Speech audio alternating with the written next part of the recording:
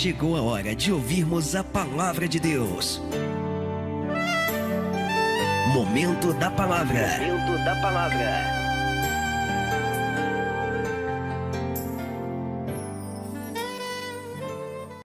Bem-vindo ao programa Hora do Estudo Bíblico. Vamos abrir nossas Bíblias em João capítulo 19. Mas antes de começarmos o nosso estudo, vamos orar. Pai querido, através de Cristo Jesus, nosso Senhor, viemos a Ti para louvar e agradecer por todas as bênçãos do Evangelho. Obrigado pela salvação que temos através da graça. Te agradecemos pelo nosso Salvador, o Senhor Jesus Cristo, pelo Espírito Santo que habita em nós e nos fortalece, ensina e orienta. Te agradecemos pelas sagradas Escrituras, pelo privilégio de estudar a Tua santa palavra e pela alegria de compartilhar a Tua verdade com os outros. Te agradecemos por esse ministério, Senhor, que ele possa alcançar muitos corações hoje, tanto daqueles que são salvos, como daqueles que ainda não são. E se alguém está ouvindo hoje e nunca aceitou a Cristo como Salvador, a nossa oração é que ele possa crer em Cristo Jesus e ser salvo ainda hoje.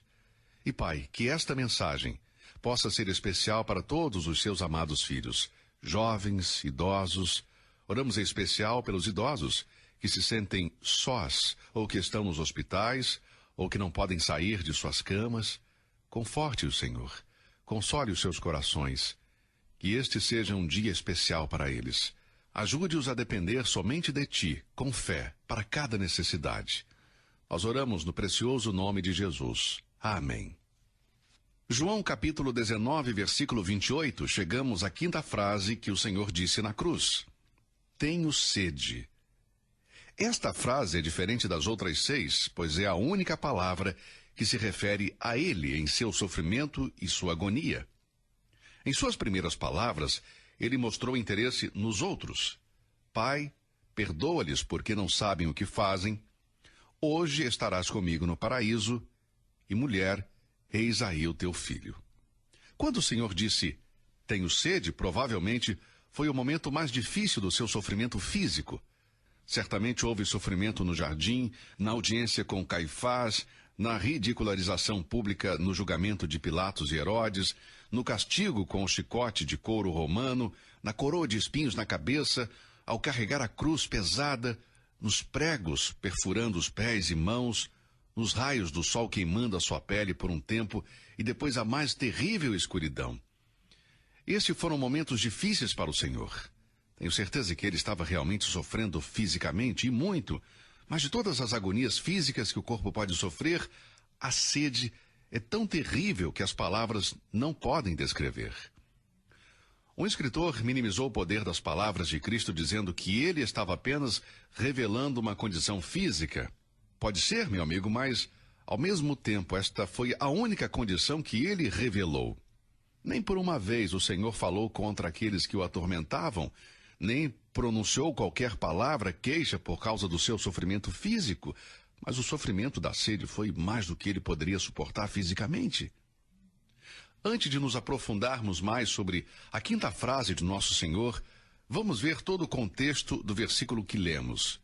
No capítulo 19, versículo 28, João escreve: Depois, sabendo Jesus que já todas as coisas estavam terminadas, para que a Escritura se cumprisse, disse, tenho sede. Veja, a Escritura foi cumprida, em cada pequeno detalhe que tinha sido profetizado. Ouça as palavras do salmista quando diz profeticamente as palavras de Cristo escritas 1000 anos antes da crucificação. Salmo 69, 21. Deram-me fel por mantimento, e na minha sede me deram a beber vinagre. Esta é apenas uma das muitas profecias dos últimos dias de nosso Senhor na terra que se cumpriram e que provam que a Bíblia é a inerrante palavra de Deus. Como esta profecia se cumpriu completamente e que maneira maravilhosa! Nenhum detalhe importante faltou. Cada detalhe de tudo o que aconteceria, que foi escrito com antecedência, aconteceu. A traição de um amigo, Salmo 41, 9. O abandono dos seus discípulos, Salmo 31, 11. As acusações contra ele, Salmo 35, 11. O silêncio diante de seus juízes, Isaías 53, 7. A sua crucificação, Salmo 22:16. Vai anotando aí. Tem também a zombaria dos espectadores, Salmo 109:25. Os escarnecedores, Salmo 22, versículos 7 e 8. A repartição de suas roupas, o Salmo 22:18. A oração por seus inimigos, Isaías 53:12. Abandonado por Deus, Salmo 22:1. E a terrível sede, Salmo 69:21. Que evidência mais convincente apresenta a palavra de Deus.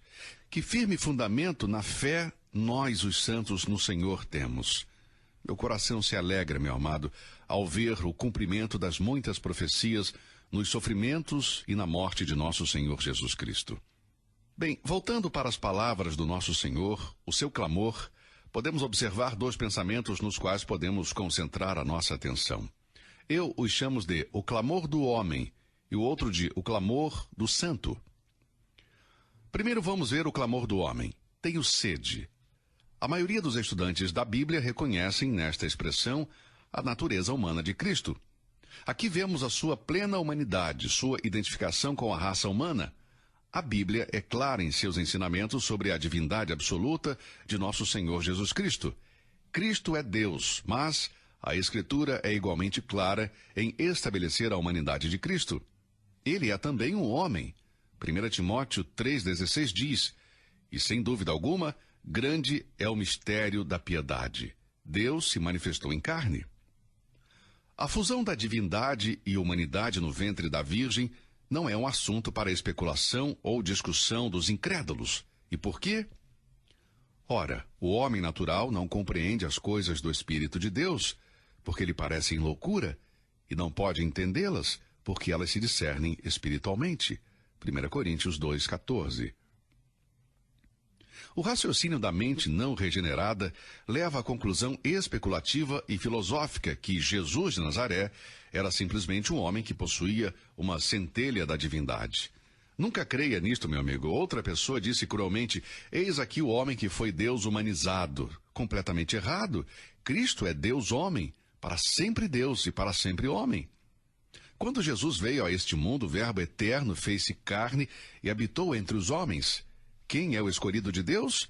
A resposta é, o único Redentor escolhido de Deus é o Senhor Jesus Cristo, o Filho eterno de Deus que se fez homem e continua a ser Deus e homem em uma só pessoa para sempre, Cristo, o Filho eterno de Deus. Hebreus 10:5 diz, corpo me preparaste. Seu corpo foi concedido pelo poder do Espírito Santo, Lucas 1:35. Enquanto Cristo foi e é Deus no sentido mais amplo, ele foi e é também perfeitamente humano. Ele foi a semente da mulher, Gênesis 3, versículo 15. Uma pessoa verdadeiramente humana que conhecia as reações e experiências que são comuns a um ser humano. Ele tinha fome, ele ficava cansado, alegre, irado, triste, ele tinha compaixão, ele foi tentado, e como vemos em nosso texto, ele também teve sede. Ele chamou a si próprio de um homem, em João 8,40. Foi chamado de um homem por Pilatos, em João 19,5. E foi semelhante a um homem, Filipenses 2,7. Em Hebreus, capítulo 2, versículo 17, diz, por isso, convinha que em tudo fosse semelhante aos irmãos. Eu não vou discutir o fato de que esta quinta palavra de Cristo na cruz evidenciava a sua humanidade. A sede é natural a todos os homens em toda parte do mundo. Deus, o Pai, não tem sede no céu. Anjos não têm sede, nem tampouco nós teremos sede quando tivermos nossos corpos glorificados. Apocalipse 7, versículo 16 diz, nunca mais terão fome, nunca mais terão sede. Mas, amigo, nosso Senhor teve sede quando ele estava aqui na terra. No poço de Jacó, ele pediu à mulher samaritana, dá-me de beber. João 4:7. Mas em sua morte, a extrema agonia e sofrimento lhe causou uma febre ardente que foi acompanhada por uma garganta seca. A extensão de sua sede foi descrita pelo salmista no Salmo 22:15. Minha língua se apega à minha boca. Estou cansado de clamar, a minha garganta se secou. Salmo 69:3. É possível que nenhum de nós conheça a extensão de tal sede no nosso momento de morte. Na sede de Cristo na cruz, vejo o terrível sofrimento de alguém que está passando através das chamas ardentes do inferno. Esta sede mostrava o sofrimento de nosso Senhor ao substituir nós, os pecadores. Ele morreu no lugar dos pecadores e pagou o preço pelos nossos pecados. Na quarta frase de nosso Senhor na cruz, meu Deus, por que me abandonaste?", eu vejo a agonia da sua alma. Aqui na quinta frase, tenho sede, eu vejo a angústia de seu corpo. Ambas as formas de tortura aguardam os incrédulos no inferno. Os corpos dos pecadores mortos serão ressuscitados para que tanto o corpo como a alma estejam sempre em tormento. Você se lembra da história do homem rico no Hades e o que ele disse quando estava em tormento? E clamando disse: "Pai Abraão, tem misericórdia de mim e manda a Lázaro que molhe na água a ponta do meu dedo e me refresque a língua, porque estou atormentado nesta chama." Agora, amigo, não pense que eu estou sendo irreverente, estou comparando a sede do Salvador com a sede do rico no inferno, mas eu quero que você pense seriamente que para pagar a dívida de nossos pecados, o Senhor Jesus Cristo, naquele momento do abandono de Deus, passou pelo fogo do juízo. O substituto dos pecadores devia experimentar todo o juízo daqueles em cujo lugar ele estava. Se Cristo não tivesse feito isso, não haveria escapatória para nenhum de nós. Graças a Deus que Jesus Cristo teve sede. Se ele não tivesse tido sede, nós teríamos sede para sempre no inferno. E assim, como o homem rico, todos os que escolherem ir para lá, verão que entre o céu e o inferno existe um grande abismo para que ninguém possa passar de um lugar para o outro. Mas Cristo, que teve sede e morreu na cruz do Calvário, ressuscitou dos mortos e oferece a água da vida para todo aquele que nele crê. Ele disse em João 4,14: "Mas aquele que beber da água que eu lhe der nunca terá sede, porque a água que eu lhe der se fará nele uma fonte de água que salte para a vida eterna." Apocalipse 22:17 diz: "E o Espírito e a esposa dizem: Vem. E quem ouve diga: Vem. E quem tem sede, venha. E quem quiser, tome de graça da água da vida." O mundo hoje está correndo para lá e para cá, em seu desejo louco de preencher o vazio doloroso da alma humana. Homens e mulheres buscam uma coisa e outra na tentativa de satisfazer a sede da alma. Eles vão de um cigarro a outro, de uma bebida a outra, de uma diversão a outra, de um esporte para o outro, de um parceiro para o outro. Mas apesar de toda a mudança, o coração humano permanece insatisfeito até que Cristo é recebido pela fé. Quando Jesus disse: "Tenho sede", muito mais estava envolvido nesta palavra do que a simples necessidade física. Creio que perdemos o sentido pleno do que ele disse se interpretarmos seu desejo fora do contexto espiritual. Em sua humanidade, nosso Senhor desejava veementemente um refrigério para o seu corpo. Não há dúvida sobre isso. Mas como Filho Santo de Deus, ele tinha uma profunda sede espiritual pelas almas dos homens. Este clamor de nosso Senhor revela uma curiosa mistura do humano e do divino.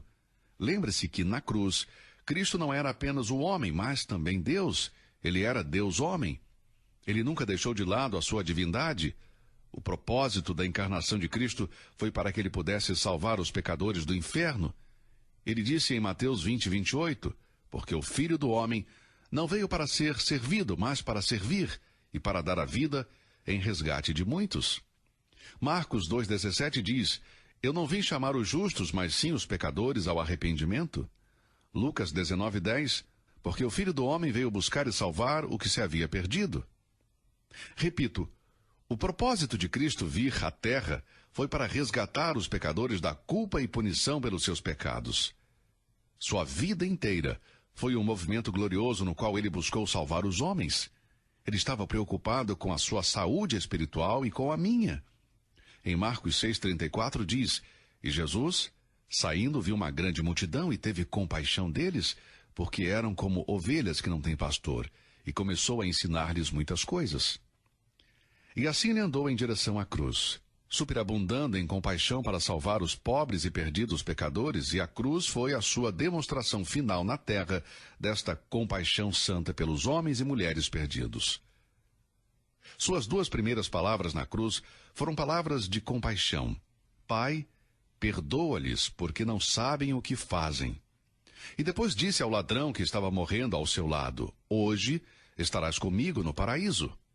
Nunca, Nunca, jamais houve demonstração tamanha de preocupação e compaixão para com o bem-estar dos outros, como vimos nas palavras e obras do nosso Senhor Jesus Cristo, quando ele morreu na cruz. Alguns críticos incrédulos disseram que Jesus devia ser o divino ou humano, mas não ambos. Bem, para mim, eles só criam para si mesmos um dilema quando rejeitam crer que Cristo era ao mesmo tempo divino e humano. Um simples Jesus humano não poderia ter morrido como ele morreu. Até o final, ele superabundou em compaixão para salvar o perdido. Na cruz vemos claramente a relação das duas naturezas em Cristo, humana e divina. Estas duas naturezas estavam tão unidas que é perfeitamente correto dizer que Jesus estava com sede e que Deus estava com sede. O Espírito Santo nos lembra que os inimigos de Cristo não crucificaram apenas um homem, mas crucificaram o Senhor da glória. Paulo fala isso em 1 Coríntios 2:8. Até mesmo os inimigos de Cristo reconheceram que eles não estavam matando um homem qualquer. Ele era o Senhor da glória. Amigos, a sede da divindade é o desejo ardente no coração de Deus em atrair o homem para ele, e o Calvário é a demonstração final e completa de sua santa compaixão. Veja novamente o encontro de Cristo com a samaritana. Ele pediu água e precisava beber. Ele desejou água daquelas mãos humanas, mas seu desejo era a salvação daquela mulher. Ouça o que ele disse a ela em João 4:10. Se tu conheceras o dom de Deus, e quem é o que te diz, dá-me de beber, tu lhe pedirias, e ele te daria água viva. Sim, ele parou naquele poço para beber água, mas também para dar à mulher a água da vida. E ainda hoje, como sempre, existe no coração de Deus sede pelas almas, sede pela sua alma, meu amigo. Ele deve retornar para julgar o mundo, como ele disse que faria. Mas no presente o Senhor é longâmino para conosco, não querendo que alguns se percam, senão que todos venham a arrepender-se. 2 Pedro 3:9. Cristo está sedento para te salvar, para abençoar e ter comunhão com você. Ele vê o vazio da sua alma e quer completá-lo. Ele vê a sua escuridão e quer libertá-lo. Ele te ama e deseja te salvar. Esta é a sede do Santo Filho de Deus. A sua sede nunca ficará satisfeita até que venha uma resposta do seu coração. Não vire as costas. Não diga não ao Deus vivo. Meu amigo, se você está ouvindo o programa agora e ainda não é salvo, se você nunca foi liberto da culpa e do castigo pelo seu pecado, busque o Salvador. O Cordeiro de Deus que disse, eu tenho sede. Tem sede pela sua alma também, para poder te livrar do terrível sofrimento e punição do inferno. Seu coração estava cheio de terna compaixão, enquanto ele tinha sede pelo amor de Pedro. Pense nisso. Simão, filho de Jonas, amas-me mais do que estes? Simão, filho de Jonas, amas-me? Você me ama? João 21:15-17. 3 vezes seu coração sedento e compassivo procurou trazer Pedro para si. E ainda hoje, ele tem sede e está à porta do seu coração e diz, eis que estou à porta e bato, se alguém ouvir a minha voz e abrir a porta, entrarei em sua casa e com ele cearei e ele comigo. Apocalipse 3, versículo 20. Que nós tenhamos sede dele e o recebamos em nossas vidas. O salmista disse, em Salmo 42, assim como o servo brama pelas correntes das águas, assim suspira a minha alma por ti, ó Deus. A minha alma tem sede de Deus, do Deus vivo. Salmo 63:1. Ó Deus, tu és o meu Deus, de madrugada te buscarei. A minha alma tem sede de ti. A minha carne te deseja muito em uma terra seca e cansada, onde não há água, para ver a tua força e a tua glória. Mateus 5:6. Bem-aventurados os que têm fome e sede de justiça, porque eles serão fartos. João 6:35. E Jesus lhes disse, eu sou o pão da vida, aquele que vem a mim não terá fome, e quem crê em mim nunca terá sede. João 7:37. Se alguém tem sede, venha a mim e beba. Ele tem sede de você. Você está se achegando a ele?